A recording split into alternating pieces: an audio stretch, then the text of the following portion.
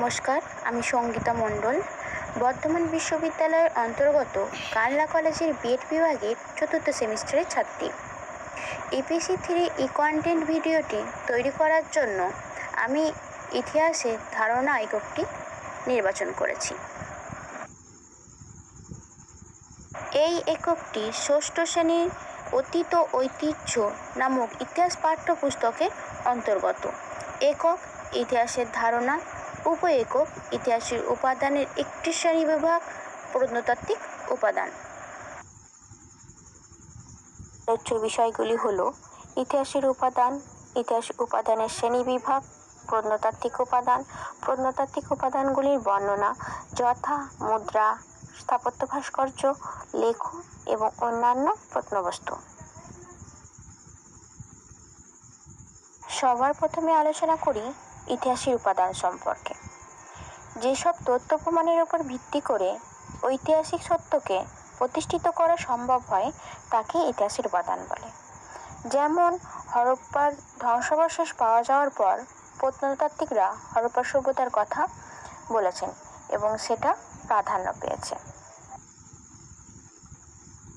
এবার আসি ইতিহাসের উপাদানের শ্রেণীবিভাগ। ইতিহাসের উপাদানকে সাধারণত দুটি ভাগে ভাগ করা যায়, যথা 1 নম্বর প্রত্নতাত্ত্বিক উপাদান, 2 নম্বর সাহিত্যিক উপাদান।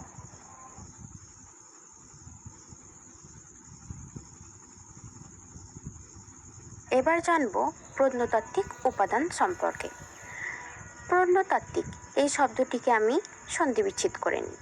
প্রত্ন প্লাস তাত্ত্বিক। প্রত্ন কথার অর্থ হচ্ছে পুরানো, তাত্ত্বিক মানে পণ্ডিত ব্যক্তি, তবে পুরানো পণ্ডিত ব্যক্তি নয়। প্রত্নতাত্ত্বিক মানে হলো যারা পুরানো জিনিস অর্থাৎ মাটি খুঁড়ে পাওয়া জিনিসগুলো নিয়ে চর্চা করে থাকেন তাদেরকে বলে। আর উপাদান হলো যে সমস্ত পুরনো জিনিসগুলি পাওয়া যাচ্ছে এবং সেইগুলো নিয়ে চর্চা করে তাকে বলে উপাদান, যেমন মাটির পাত্র, মূর্তি ইত্যাদি। ইতিহাসের উপাদানের একটি শ্রেণীবিভাগ হলো প্রত্নতাত্ত্বিক উপাদান। প্রত্নতাত্ত্বিক উপাদানগুলির মধ্যে যে সমস্ত উপাদানগুলি আমি বর্ণনা করব সেগুলি হলো মুদ্রা, স্থাপত্য ভাস্কর্য, লেখ এবং অন্যান্য প্রত্নবস্তু।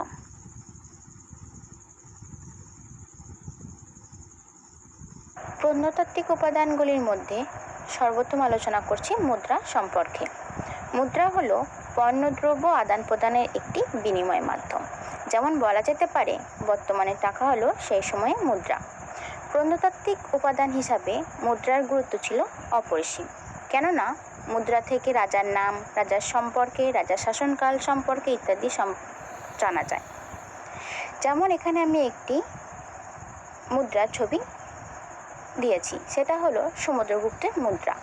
এই সমুদ্রগুপ্তের মুদ্রা থেকে আমরা জানতে পারছি সমুদ্রগুপ্ত সঙ্গীতের অনুরাগী ছিলেন। এছাড়াও আরেকটি মুদ্রা সম্পর্কে আমি বলি, সেটা হলো দ্বিতীয় চন্দ্রগুপ্ত। দ্বিতীয় চন্দ্রগুপ্তের মুদ্রা থেকে আমি জানতে পারি তিনি খুব বীর যোদ্ধা ছিলেন। প্রত্নতাত্ত্বিক উপাদান হিসাবে স্থাপত্য ও ভাস্কর্যের গুরুত্ব জানব। সর্বপ্রথম জানি স্থাপত্য কি।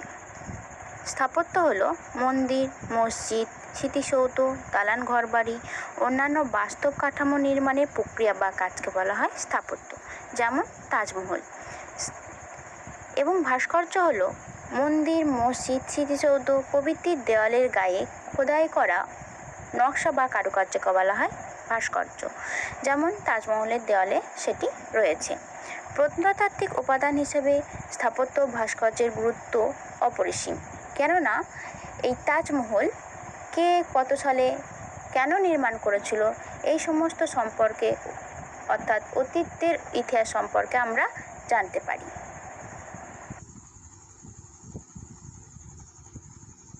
এবার জানব প্রত্নতাত্ত্বিক উপাদান হিসাবে লেখর গুরুত্ব কতটা। সর্বপ্রথমে জানি লেখ বলতে আমরা কি বুঝি। পাথরের গায়ে খোদাই করা লিপিকে বলা হয় লেখ বা শিলালেখ, যেমন অশোকের ব্রাহ্মী ও খরষ্টি। প্রত্নতাত্ত্বিক উপাদান হিসাবে লেখর গুরুত্ব হচ্ছে অপরিসীম বলাই বাহুল্য, কারণ লেখ থেকে রাজার নাম, পুরানো দিনের ইতিহাস ইত্যাদি সম্পর্কে জানতে পারি। যেমন অশোকের ব্রাহ্মী ও খরষ্টি, এই দুটি লিপি থেকে অশোক সম্পর্কে জানা যায়। মুদ্রা, স্থাপত্য, ভাস্কর্য, লেখ ছাড়াও আরও পণ্যবস্তু রয়েছে, যার মাধ্যমে আমরা অতীত দিনের ইতিহাস সম্পর্কে জানতে পারি। যেমন মাটির পাত্র, মূর্তি, সিলমোহর প্রভৃতি। আমি এখানে দুটি চিত্র দেখানোর চেষ্টা করেছি। একটি হচ্ছে মাটির পাত্র আর একটি মূর্তি। এই দুটি চিত্রই হরপ্পা সভ্যতার সময়কালে। আমরা তাহলে এর থেকে কী জানতে পারছি? যে হরপ্পার মানুষেরা মাটির পাত্র ব্যবহার করত এবং সেই পাত্রটি ছিল লাল কালো রঙের এবং সেই পাত্রের গায়ে নানা রকমের নকশা খোদাই করা থাকতো। এবং এই মূর্তিটা সম্পর্কে জানতে পারছি যে হরপ্পার মানুষেরা নারী মূর্তি পূজা করত। Thank you for watching.